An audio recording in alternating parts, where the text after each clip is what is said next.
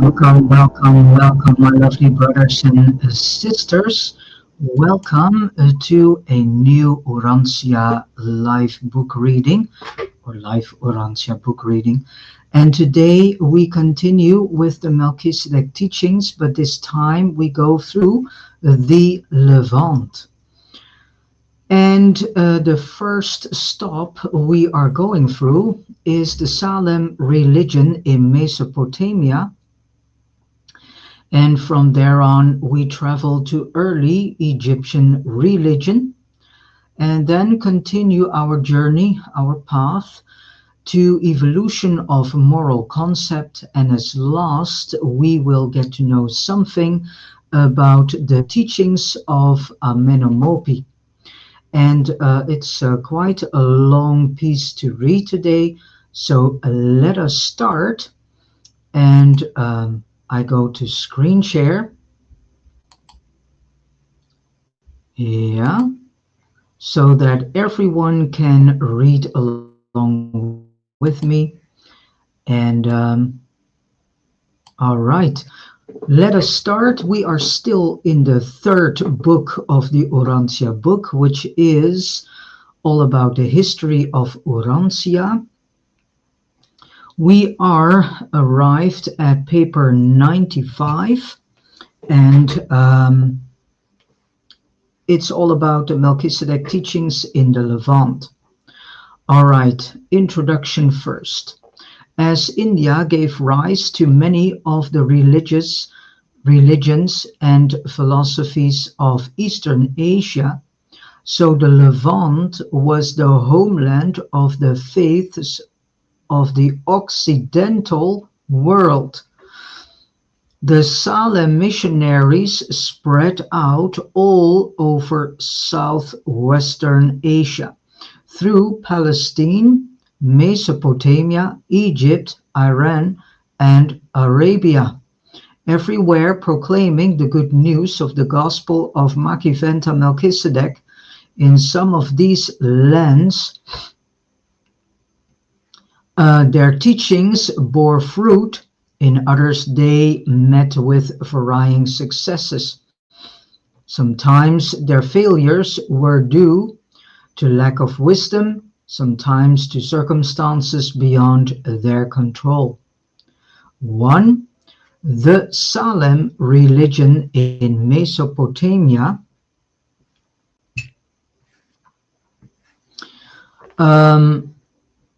By 2000 BC, the religions of Mesopotamia had just about lost the teachings of the Sethites and were largely under the influence of the primitive beliefs of two groups of invaders. The Bedouin Semites, who later became the Hebrews, who had filtered in from the western desert, and the barbarian horsemen who had come down from the north. But the custom of the early Adamite peoples in honoring the seventh day of the week never completely disappeared in Mesopotamia. Only during the Melchizedek era, the seventh day was regarded as the worst of bad luck. It was taboo-ridden. It was unlawful to go on a journey, to cook food, or make a fire on the evil seventh day. The Jews carried back to Palestine many of the Mesopotamian taboos which they had found resting on the Babylonian observance of the seventh day, the Shabbat. Although the Salem teachers did much to refine and uplift the religions of Mesopotamia, they did not succeed in bringing the various peoples to permanent recognition of one God. Such teaching gained the ascendancy for more than 150 years, and then gradually gave way to the older belief in a multiplicity of deities. The Salem teachers greatly reduced the number of the gods of Mesopotamia at one time, bringing the chief deities down to 7, such as Bel, Shamash, Nabu, Anu, Ea, Marduk, and Sin. At the height of the new teaching, they exalted 3 of these gods to supremacy over all others, the Babylonian triad of Bel, Ea, and Anu, the gods of the earth, the sea, and the sky. Still, other triads grew up in different localities, all reminiscent of the Trinity teachings of the Endites and the Sumerians and based on the belief of the Selemites in Melchizedek's insignia of the 3 circles. Never did the Salem teachers fully overcome the popularity of Ishtar, the mother of gods and the spirit of sex fertility. They did much to revive the worship of this goddess, but the Babylonians and their neighbors had never completely outgrown their disguised forms of sex worship. It had become a universal practice throughout Mesopotamia for all women to submit at least once in early life to the embrace of strangers. This was thought to be a so-called devotion required by a so-called Ishtar, and it was believed that fertility was largely dependent on this sex sacrifice. The early progress of the Melchizedek teaching was highly gratifying until Nabodat, the leader of the school of Salem Teachings at Kish, decided to make a concerted attack upon the prevalent practices of temple harlotry. But the Salem missionaries failed in their effort to bring about this social reform. And in the wreck of this failure, all their more important spiritual and philosophic teachings went down in defeat. This defeat of the Salem gospel was immediately followed by a great increase in the cult of Ishtar, a ritual which had already invaded Palestine as Ashtoreth, Egypt as Isis, Greece as Aphrodite, and the northern tribes as Astarte. And it was in connection with this revival of the worship of Ishtar that the Babylonian priests turned anew to stargazing. Astrology experienced its last great Mesopotamian revival. Fortune-telling became the vogue, and for centuries the priesthood increasingly deteriorated.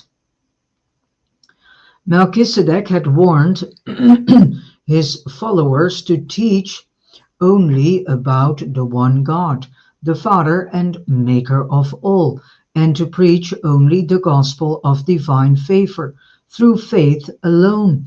But it has often been the error of the teachers of new truth to attempt too much, to attempt to supplant slow evolution by sudden revolution.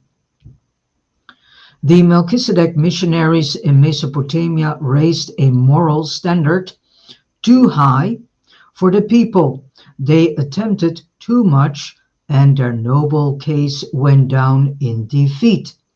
They have been commissioned to preach a definite gospel, to proclaim the truth of the reality of the universal Father.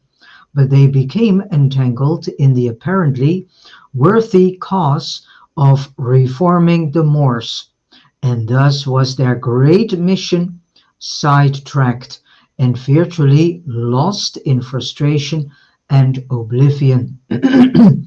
In one generation, the Salem headquarters at Kish came to an end, and the propaganda of the belief in one God virtually ceased throughout Mesopotamia. But remnants of the Salem schools persisted. Small bands scattered here and there continued their belief in the one Creator and fought against the idolatry and immorality of the Mesopotamian priests. It was the Salem missionaries of the period following the rejection of their teaching who wrote many of the Old Testament Psalms. So this is important to understand that many of the Psalms have been written by Salem missionaries, inscribing them on stone, where later-day Hebrew priests found them during the captivity and subsequently incorporated them among the collection of hymns ascribed to Jewish authorship. These beautiful psalms from Babylon were not written in the temples of Bel Marduk. They were the work of the descendants of the earlier Salem missionaries, and they are a striking contrast to the magical conglomerations of the Babylonian priests. The book of Job is a fairly good reflection of the teachings of the Salem school at Kish. So again, the book of Job is a fairly good reflection of the teachings of the Salem school at Kish and throughout Mesopotamia. Much of the Mesopotamian religious culture found its way into Hebrew literature and liturgy by way of Egypt through the work of Amenemope and Iknaton. And Amenemope was a prophet. The Egyptians remarkably preserved the teachings of social obligation derived from the earlier Andite Mesopotamians and so largely lost by the later Babylonians who occupied the Euphrates Valley. 2. Early Egyptian religion. The original Melchizedek teachings really took their deepest root in Egypt, from where they subsequently spread to Europe. The evolutionary religion of the Nile Valley was periodically augmented by the arrival of superior strains of Nodite, Adamite, and later Andite peoples of the Euphrates Valley. From time to time, many of the Egyptian civil administrators were Sumerians, as India in these days harbored the highest mixture of the world races. So Egypt fostered the most thoroughly blended type of religious philosophy to be found on Urantia, and from the Nile Valley it spread to many parts it spread to many parts of the world. The Jews received much of their idea of the creation of the world from the Babylonians, but they derived the concept of divine providence from the Egyptians. It was political and moral rather than philosophic or religious tendencies that rendered Egypt more favorable to the Salem teachings than Mesopotamia. Each tribal leader in Egypt are fighting his way to the throne, sought to perpetuate his dynasty by proclaiming his tribal god, the original deity and creator of all other gods. In this way, the Egyptians gradually got used to the idea of a super god, a stepping stone to the later doctrine of a universal creator deity. The idea of monotheism wavered back and forth in Egypt for many centuries. The belief in one God always gaining ground, but never quite dominating the evolving concepts of polytheism.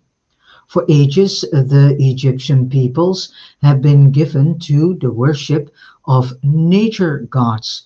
More particularly, did each of the 2 score separate tribes have a special group god, one worshipping the bull, another the lion, a third the ram, and so on. Still earlier, they had been totem tribes, very much like the Amorites. So now we get a deeper understanding of this whole idea of this lion worship and the so-called Lion of Judah. It's all based on this idea of totemism, um, and this special group God. And so it is about time that all these Christian believers get to know a more in-depth background and understanding of this whole Lion of Judah worship. They still worship a, yeah, you can say tribal god. So maybe it's about time that they leave this hideous idea. In time, the Egyptians observed that dead bodies placed in brickless graves were preserved, embalmed by the action of the soda impregnated sand, while those buried in brick vaults decayed. These observations led to those experiments which resulted in the later practice of embalming the dead. The Egyptians believed that preservation of the body facilitated one's passage through the future life, that the individual might properly be identified in the distant future after the decay of the body. They placed a burial they placed a burial statue in the tomb along with the corpse, carving a likeness on the coffin. The making of these burial statues led to great improvement in Egyptian art. For centuries, the Egyptians placed their faith in tombs as the safeguard of the body and of consequent pleasurable survival after death. The later evolution of magical practices, while burdensome to life from the cradle to the grave, most effectually delivered them from the religion of the tombs. The priests would inscribe the coffins with charm texts, which were believed to be protection against a man's having his heart taken away from him in the netherworld. Presently, a diverse assortment of these magical texts was collected and preserved as the Book of the Dead. But in the Nile Valley magical ritual early became involved with the realms of conscience and character to a degree not often attained by the rituals of those days. And subsequently, these ethical and moral ideals, rather than elaborate tombs, were dependent upon for salvation. The superstitions of these times are well illustrated by the general belief in the efficacy of spittle as a healing agent, an idea which had its origin in Egypt and spread therefrom to Arabia and Mesopotamia. In the legendary battle of Horus with Set, the young god lost lost his eye, but after Set was vanquished, this eye was restored by the wise god Thoth, who spat on and upon the wound and healed it. So the Egyptians long believed that the stars twinkling in the night sky represented the survival of the souls of the worthy dead. Other survivors, they thought, were absorbed into the sun. During a certain period, solar veneration became a species of ancestor worship. The sloping entrance passage of the Great Pyramid pointed directly toward the pole star, so that the soul of the king, when emerging from the tomb, could go straight to the stationary and established constellations of the fixed stars, the supposed abode of the kings.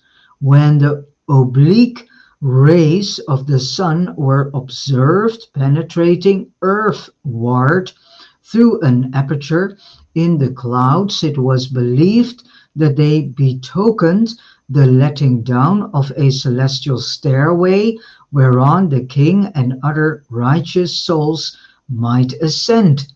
King Pepi has put down his radiance as a stairway under his feet whereon to ascend to his mother.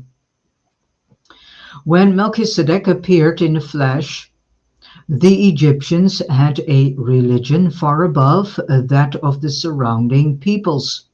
They believed that a disembodied soul, if properly armed with magic formulas, could evade the intervening evil spirits and make its way to the judgment hall of Osiris, where, if innocent of murder, robbery, falsehood, adultery, theft, and selfishness, it would be admitted to the realms of bliss.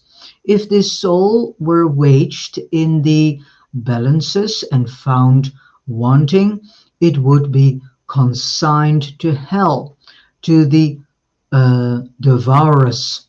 And this was relatively an advanced concept of a future life in comparison with the beliefs of many surrounding peoples.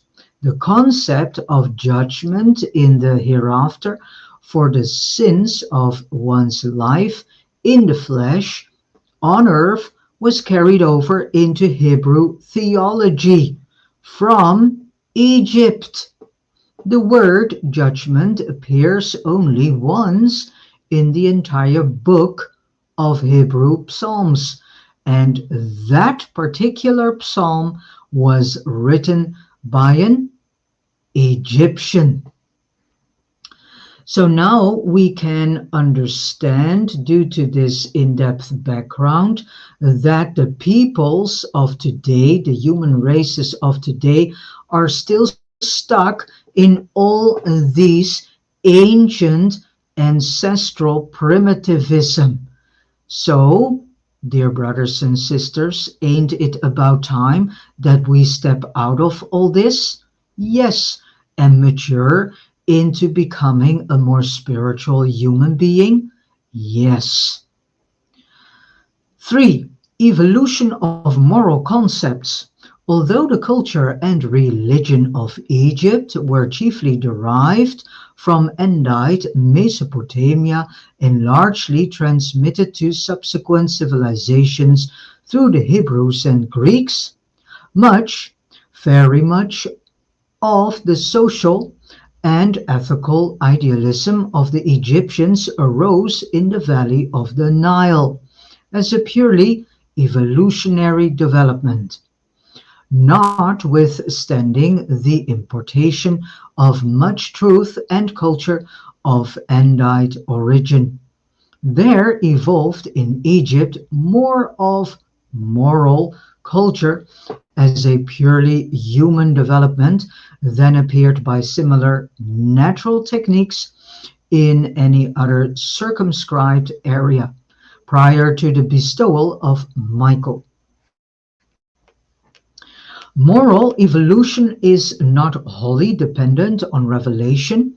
High moral concepts can be derived from man's own experience. Man can even evolve spiritual values and derive cosmic insight from his personal experiential living because a divine spirit indwells him. Such natural evolutions of conscience and character were also augmented by the periodic arrival of teachers of truth in ancient times from the second Eden, and later on from Melchizedek's headquarters at Salem. Thousands of years before the Salem gospel penetrated to Egypt, its moral leaders taught justice, fairness, and the avoidance of avarice. 3,000 years before the Hebrew scriptures were written, the motto of the Egyptians was, "Established is the man whose standard is righteousness, who walks according to its way." They taught gentleness, moderation, and discretion.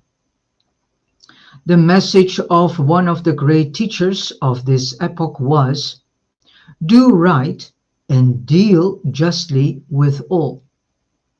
The Egyptian triad of this age was truth, justice, righteousness.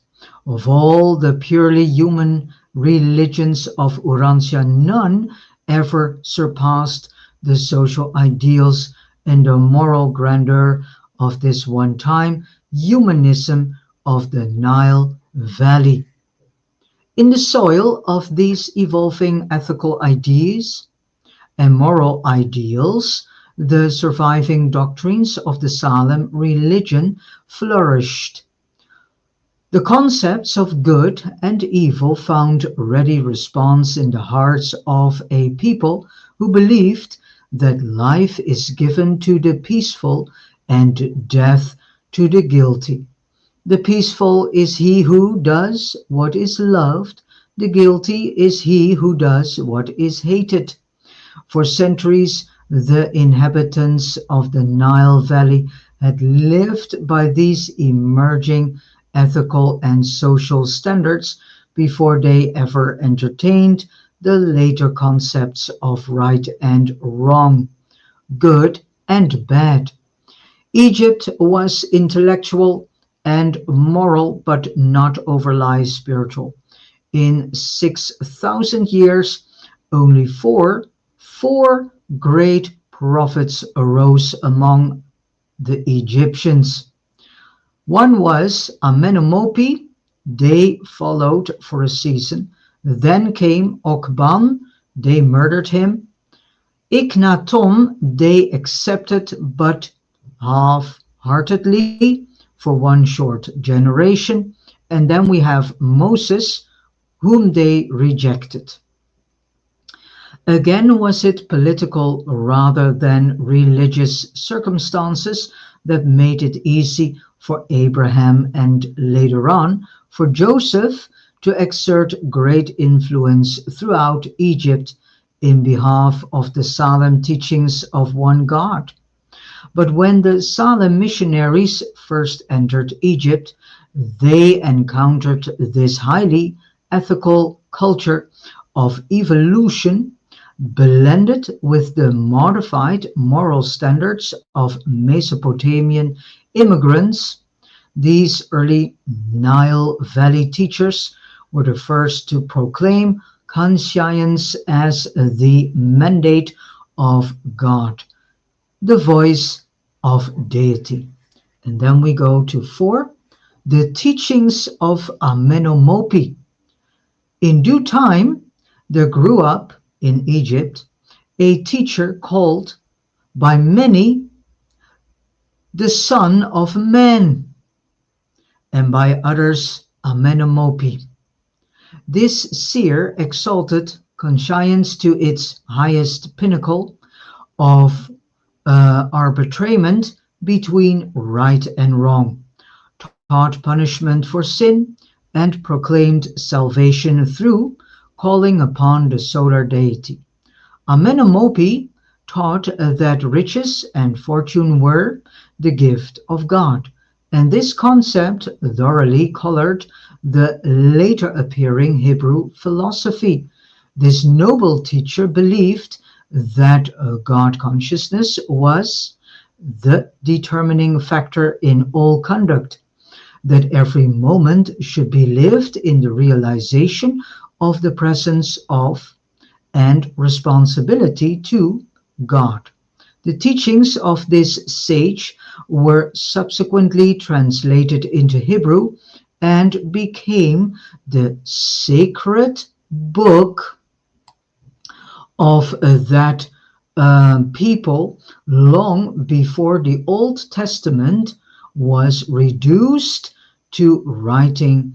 The chief preachment of this good man had to do with instructing his son in uprightness and honesty in governmental positions of trust, and these noble sentiments of long ago would do honor to any modern statesman.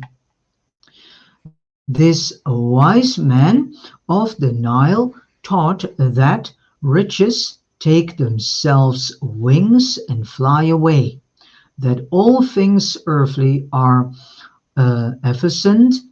His great prayer was to be saved from fear. He exhorted all to turn away from the words of man to the acts of God. In substance, he taught man proposes, but God disposes. His teachings, translated in Hebrew, determined the philosophy of the Old Testament book of Proverbs. Translated into Greek, they gave color to all subsequent Hellenic religious philosophy. The later Alexandrian philosopher Philo possessed a copy of the Book of Wisdom. Amenemope functioned to conserve the ethics of evolution and the morals of revelation, and in his writings passed them on both to the Hebrews and to the Greeks. He was not the greatest of the religious teachers of this age, but he was the most influential in that he colored the subsequent thought of two vital links in the growth of Occidental civilization: the Hebrews, among whom evolved the acme of Occidental religious faith, and the Greeks, who developed pure philosophic thought to its greatest European heights. In the book of Hebrew Proverbs, chapters 15, 17, 20, and chapter 22, from verse 17 to chapter 24, verse 22, are taken almost verbatim from Amenemope's book of wisdom. The first psalm of the Hebrew book of Psalms was written by Amenemope and is the heart of the teachings of Ignaton. So this is very interesting to know, and unfortunately they never mentioned this, the Hebrew scholars and scribes and teachers. They left this out. And this is, unfortunate that they have done this. If they would have done this, then everyone would have known that the Bible, the Old Testament, was also very much influenced by Egyptian teachings and teachers. With this said, I have come to the end of reading the first 4 sections of this paper 95. Tomorrow I will start with point 5, that is titled The Remarkable Ignaton. Then we will get to know who was Ignaton, what did he do, how did he brought the Salem teachings among the people in his day and age. All right, I leave this screen share and then I go to the last section of this book reading. And as last, I want to say thank you so much for listening and reading along with me. And you can re-listen to this and reread. You also can go to the urantiafoundation.org website, where you can find an online version of the Urantia book. You can also freely download the PDF version of this book, and then you can start this paper 95 in reading again. And please let the information sink into your heart and into your mind and into your soul, and try to understand the background that we, the peoples here of Earth, are still outliving. We are still outliving ancestral, primitive concepts, ideas, history, and it's about time that we step out of all this and start to grow and mature into a more spiritual human being. So, with this said, I end this live book reading, and let us all listen to a beautiful piece of music coming from Ben Sound. So, thank you so much. God bless you, and please be there for your fellow brothers and sisters. We'll see you next time with a new article reading, part 7 of the social engineering